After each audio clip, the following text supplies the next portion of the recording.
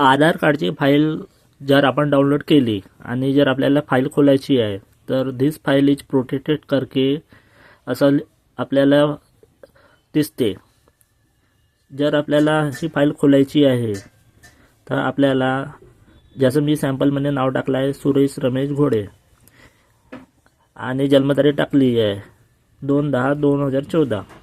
जर मला पासवर्ड लावून ही फाईल खोलायची आहे तर मला सर्वात पहिले नावाचे चार अक्षर आणि 2014 असे पासवर्डमध्ये टाकावे लागेल. जसे सुरे आणि 2014 स्मॉल लेटरमध्ये. हा पासवर्ड टाकल्यावर सुद्धा जर फाईल नाही खुलली तर आपल्याला नावाचे 4 अक्षर कॅपिटल लेटरमध्ये टाकायचे आहे आणि 2014 लिहायचे आहे. आपली फाईल खुलून जाणार. जसे आपण जर मी फाईलवर टाकलं सुरे आणि 2014 टाकल्यावरती माझी फाईल खुलली आणि माझं आधार कार्ड दिसायला लागलं.